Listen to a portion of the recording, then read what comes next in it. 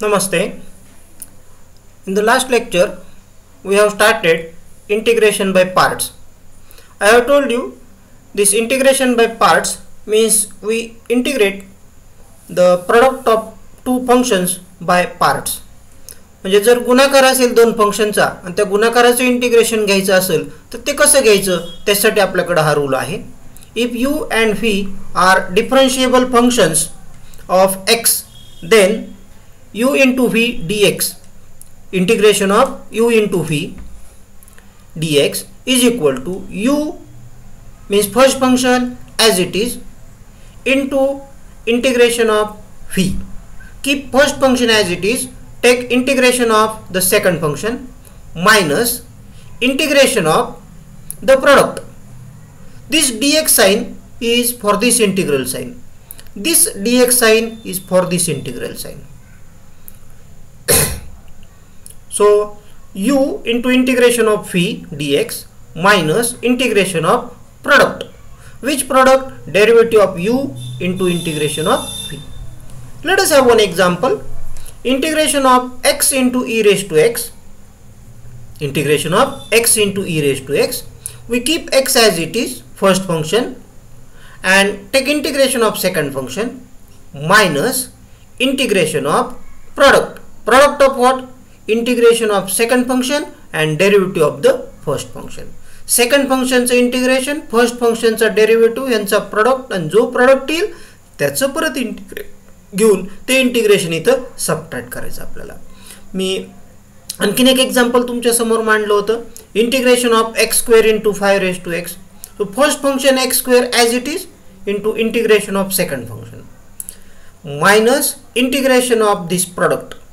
For this integral sign, this dx is there, and inside the bracket we have to take product of derivative of x square and integration of x raised to 5. Now this is not complete solution. I have just shown here how to work out these types of problems. Now actually I will take sum and evaluate it, but before moving to problem, let me give proof of this result. परीक्षेच्या दृष्टीने हा एक theorem म्हणून खूप महत्त्वाचा theorem आहे. हा परीक्षेमध्ये आपल्याला बऱ्याच वेळेला विचारला जातो, कारण आपल्याला थेरी पार्ट जे आहेत ह्या थेरी पार्ट वरती साधारणपणे 15 मार्काचे 15-16 मार्काचे प्रश्न थेरी पार्ट वरती असतात आणि थेरम तर खूप कमी आहेत. म्हणजे जे आहेत तेच थेरम आपल्याला परत परीक्षेमध्ये पाहायला मिळतात. तर इंटिग्रेशन मध्ये हा एक थेरम आहे जो आपल्याला परीक्षेमध्ये फ्रिक्वेंटली पाहायला मिळतो. याचा प्रूफ जर लिहायचा असेल तर काय करणार आपण डेरिव्हेटिव्ह मधला जो प्रोडक्ट रूल आहे त्या डेरिव्हेटिव्ह मधल्या प्रोडक्ट रूलचा उपयोग करणार आहे. खरं तर याचं प्रूफ खूप सिंपल आहे. 3च लाईनचं प्रूफ आहे. कसं आहे ते पाहू आपण. मी म्हणताना 3 लाईनचं म्हणतोय, परंतु प्रत्यक्ष त्या 5-6 लाईन होणार आहेत, पण 3 लाईन त्यातल्या महत्त्वाच्या आहेत. So let me start proof of this result. So हा स्टेटमेंट मधला जो इंटिग्रल व्ही डी एक्स आहे ना, या स्टेटमेंट मधला इंटिग्रल व्ही डी एक्स आहे त्याला मी एक नाव देणार आहे. काय नाव दिले पाहूया. Let integration of V B W. व्हीचं इंटिग्रल डब्ल्यू आहे असं ॲश्युम केलेलं आहे, असं मानलेलं आहे. And therefore by definition of integration, derivative of w must be equal to v. Derivative of w must be equal to v. When integration of v is w, derivative of w must be. Derivative and integration are reverse process of each other. Okay, so I have started with this notation.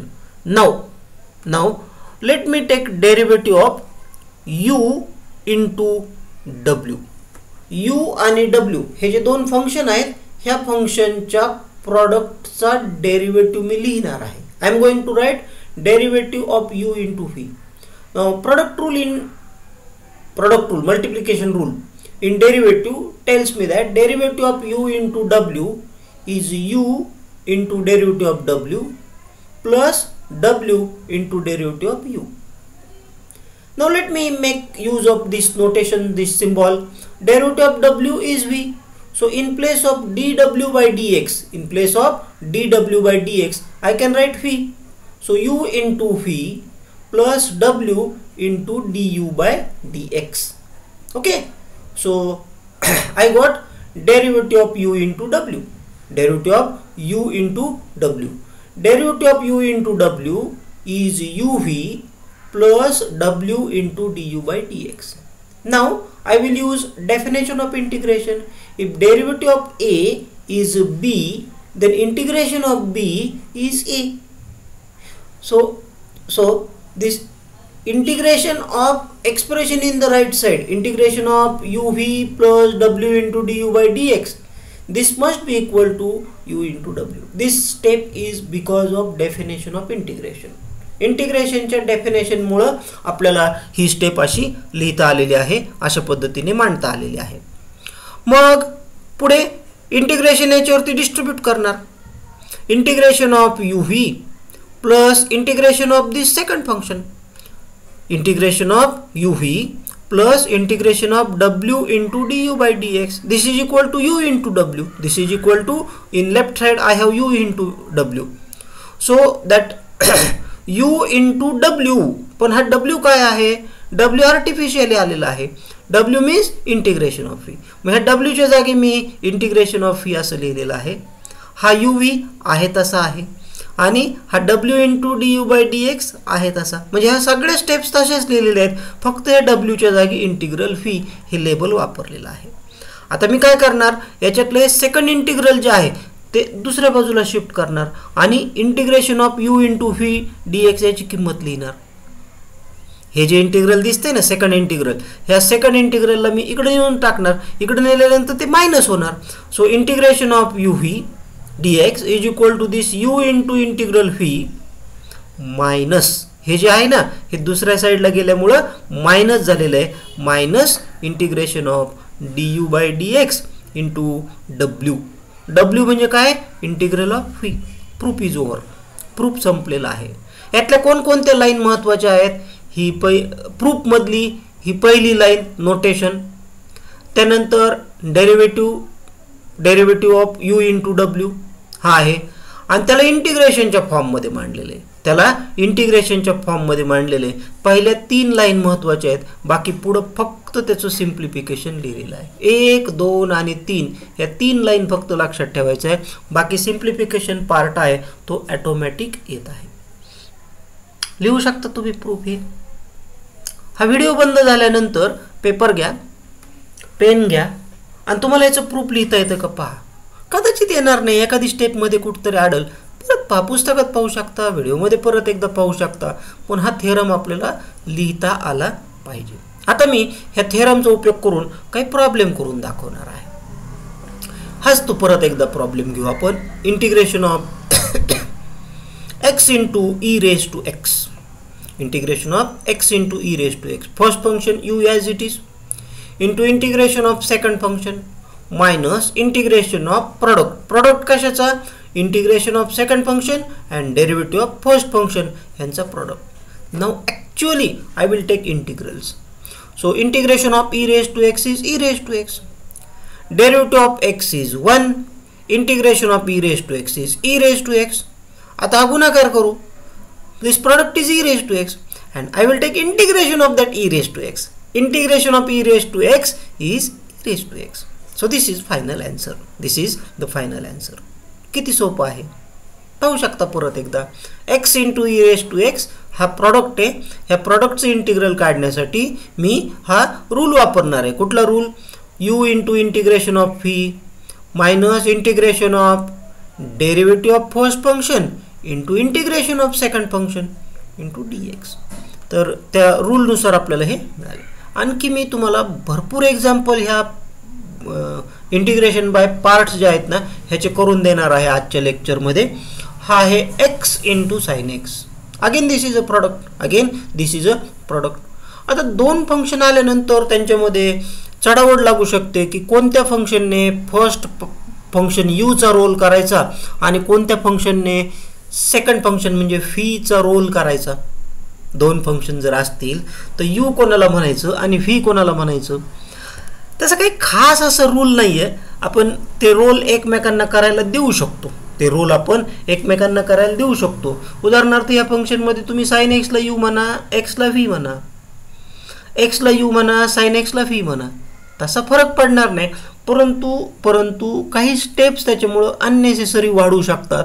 मग ह्या steps जर तुम्हाला कमी करायच्या असतील, तर काही functions, दोन टाईपचे जर फंक्शन आपल्याकडे आले तर कोणत्या फंक्शनला फर्स्ट फंक्शन म्हणायचं ह्याबाबतचा एक रूल आहे. तो रूल जो आहे त्याच्यामध्ये असं सांगितलेलं आहे की लॉगॅरिथमिक फंक्शन जे असतील ना, ते जर तुमच्या सममध्ये प्रॉब्लेममध्ये असतील तर सगळ्यात पहिला प्रेफरन्स त्याला द्या यूचा रोल करायला. कारण लॉगॅरिथमिक फंक्शनला इंटिग्रेट करणं अवघड असतं. फर्स्ट फंक्शनचं डेरिव्हेटिव्ह घ्यायचं असतो, सेकंड फंक्शनचं इंटिग्रेशन घ्यायचं. तेव्हा सेकंड फंक्शन हे असं फंक्शन घ्यायचं की ज्याचं इंटिग्रल तुम्हाला सहजपणे घेता येईल. मग लॉगॅरिथमिक फंक्शनचं इंटिग्रेशन घेणं अवघड आहे, म्हणून लॉगॅरिथमिक फंक्शनला सेकंड फंक्शनचा रोल द्यायचा नाही, लॉगॅरिथमिक फंक्शनला व्ही म्हणायचं नाही. मग लॉगॅरिथमिक फंक्शन असेल तर त्याला यू म्हणायचं. जर तुमच्या प्रॉब्लेममध्ये इनव्हर्स फंक्शन असेल तर त्याला प्राधान्य द्या यूचा, अल्जेब्राइक असेल तर त्याला प्राधान्य द्या, ट्रिगोनोमेट्रिक असेल तर त्याला प्राधान्य द्या, एक्सपोनेन्शियल असेल तर त्याला प्राधान्य द्या. हा लिएटचा रूल आहे. हा LIATE लिएट असा त्याचा उच्चार करतात. तो काही शब्द नाहीये, ते फक्त इनिशियल लेटर्स आपण घेतलेले आहेत. ओके, तर इथं माझ्याकडं कोणकोणत्या टाईपचे फंक्शन आहेत? एक अल्जेब्राइक फंक्शन आहे एक्स आणि दुसरं ट्रिगोनोमेट्रिक फंक्शन आहे साइन एक्स. मग अल्जेब्राइक अगोदर येतो, ट्रिगोनोमेट्रिक नंतर येतो. म्हणजे अल्जेब्राइकला इंटिग्रेट करणं अवघड आहे ट्रिगोनोमेट्रिकपेक्षा.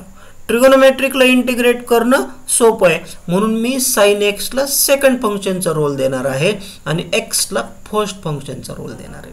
So I will write this x as it is, take integration of second function minus derivative of first function means derivative of x into integration of second function, that is integration of sin x.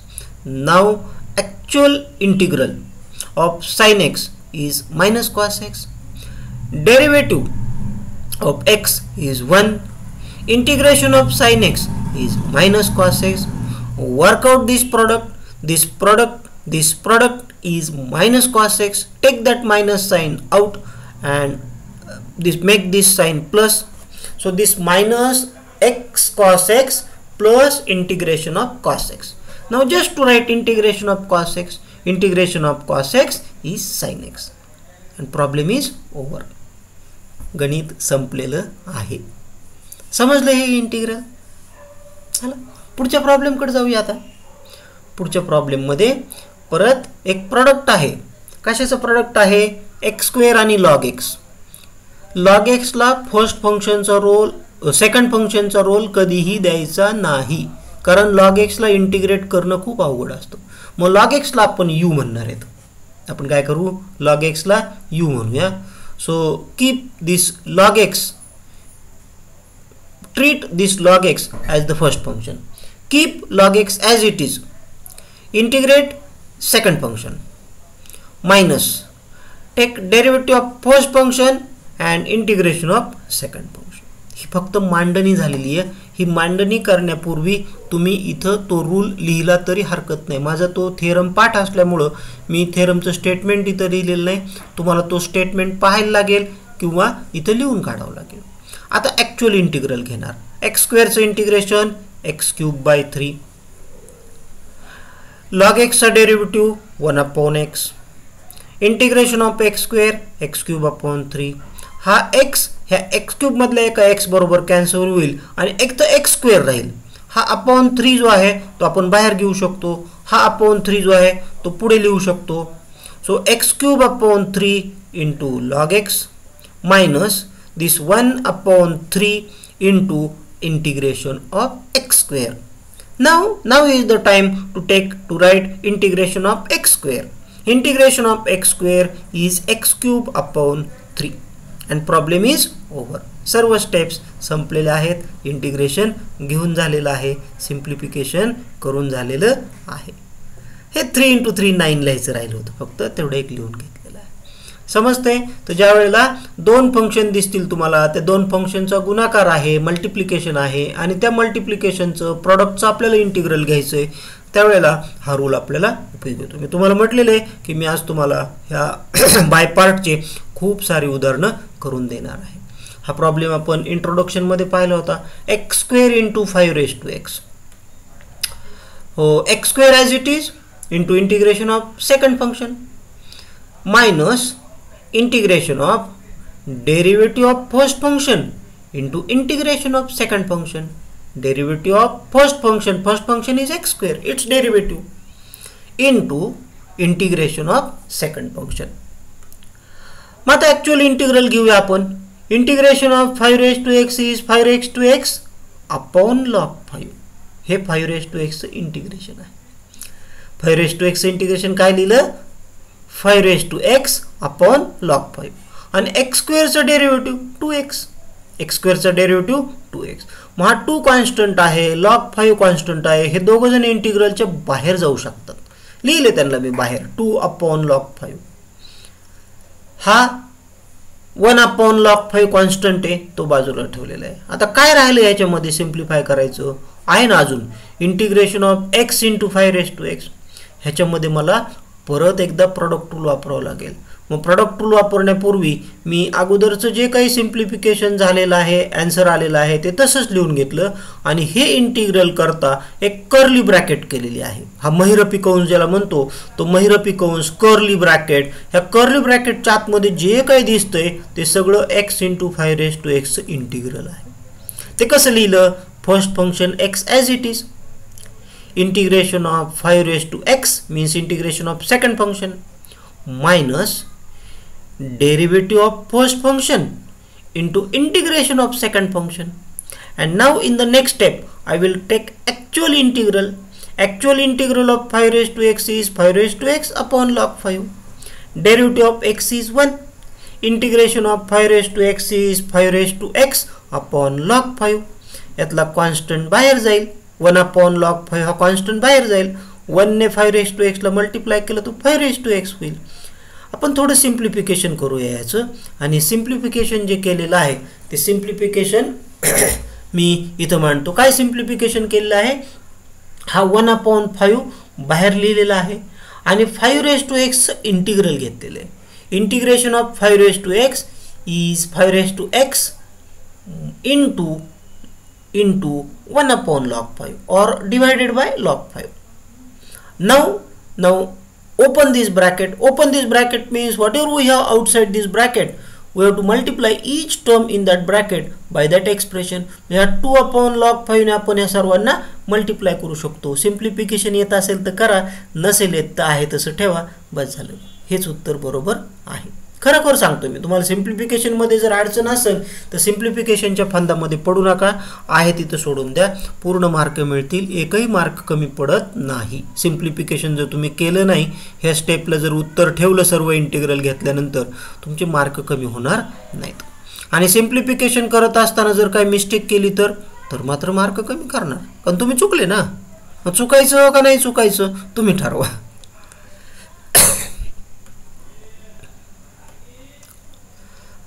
परत आपण आलेलो इथं इंटिग्रेशनमध्ये, ज्याच्यामध्ये दोन फंक्शनचा multiplication product तुम्हाला पाहायला मिळतोय. x into tan inverse x.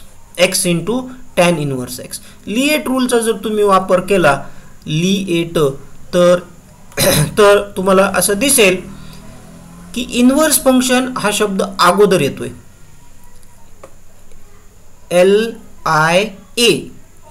LIA, this is inverse function and this is algebraic function. So tan inverse x will play the role of first function. Answer is why. Question is why. Why tan inverse A will play the role of first function? Because if we give second function's role to tan inverse x, then we will have to integrate tan inverse x, and taking integration of tan inverse x is not so easy. आतापर्यंत आपण tan inverse एक्सचं integration काढलंच नाही. आणि तुम्ही जर याला second फंक्शनचा role दिला तर सेकंड फंक्शनचा रोल म्हणजे इथं तुम्हाला टॅन इनवर्स एक्सचं इंटिग्रेशन घ्यावं लागेल. आणि आपल्याला टॅन इनवर्स एक्स इंटिग्रल अजून माहीत नाही. टॅन इनवर्स एक्सचं डेरिव्हेटिव्ह माहिती आहे आपल्याला, मग त्या tan इनवर्स एक्सला आपण फर्स्ट फंक्शनचा रोल देऊ. सेकंड फंक्शनचा रोल कोण करणार आहे? एक्स करणार आहे. सेकंड फंक्शनवरती काय संस्कार करायचा असतो? इंटिग्रेशन घ्यायचा असतो. मग keep first function as it is, take integration of second function minus derivative of integration of product. In product we have derivative of the first function and integration of the second function. Actual integration of x is x square by 2. Here x square by 2 and derivative of tan inverse x is 1 upon 1 plus x square. So I will simplify this. हे इथं जे दिसतंय तुम्हाला हे सर्व मी simplify करणार आहे. इथं जे काही एक्सप्रेशन दिसतंय हे एक्सप्रेशन मी सिम्प्लिफाय करणार. इथं सोडून चालेल का आपल्याला प्रॉब्लेम? आम्हाला सिम्प्लिफिकेशन येत नाही, आम्ही इथंच ठेवणार. आम्हाला पूर्ण मार्क मिळतील का? नाही मिळणार हो. अजून इंटिग्रेशन अपूर्ण आहे. जोपर्यंत तुम्ही पूर्ण इंटिग्रेशन काढत नाहीत तोपर्यंत प्रॉब्लेम संपलेला नाही. मग आता करणार काय? हा 1/2 जो आहे तो बाहेर घ्यावा लागेल इंटिग्रलच्या.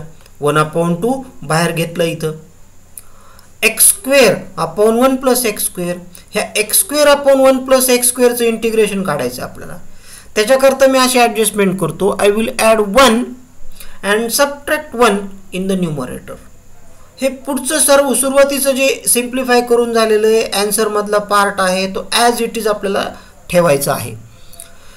In numerator I add 1 and subtract 1 and split this into two fractions. याचे दोन फ्रॅक्शन करा. ह्या 1 प्लस एक्स स्क्वेअरला डिवाइड करा 1 प्लस एक्स स्क्वेअरने आणि ह्या -1ला पण डिवाइड करा.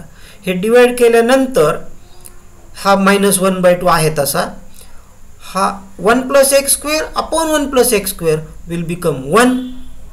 दिस minus sine and 1 upon 1 plus x square. आता वेळ आलेली आहे ह्या दोघांचं इंटिग्रल घेण्याची. हा -1/2 इथं आहे तसाच लिहिलेला आहे आणि ह्या 1चं इंटिग्रल लिहिलं x. 1/1 प्लस एक्स स्क्वेअरचं इंटिग्रेशन येतं tan इनवर्स एक्स. आणि आता इथं तुम्ही असं सोडून दिलं तरी तुम्हाला पूर्ण मार्क मिळतील. आम्ही त्याचं थोडं सिम्प्लिफिकेशन केलेलं आहे. काय सिम्प्लिफिकेशन केलं? ह्या -1/2 ने ह्या एक्सला मल्टिप्लाय केलं. -1/2 ने ह्या मायनस टॅन इनवर्सला एक मल्टिप्लाय करून मायनस मायनस प्लस करून दिलेलं आहे. तुम्ही जर हे मल्टिप्लाय करताना मायनस मायनस मायनसच लिहिलं तर तुमचा मार्क आम्ही कमी करणार. सिम्प्लिफिकेशन करायचं असेल तर व्यवस्थित करा, नसेल करायचं तर नाही केलं तरी चालेल. परत एक सम आलेला आहे x square into sine 3x. X square into sine 3x. आपण फर्स्ट फंक्शन जे आहे ह्या फर्स्ट फंक्शनचा रोल देणार आहोत एक्स स्क्वेअरला. लिएटचं तुम्ही परत एकदा त्या शब्दाकडे पहा. First function as it is into integration of second function minus integration of derivative of first function into integration of second function. Now actual integration of sin 3x is minus cos 3x upon 3. तर ते sin 3x चं integral लिहिलं. आता मला इथं 2 3 minus sign हे जर common घेतले तर मायनस मायनस प्लस होईल. 2/3 आलेला आहे.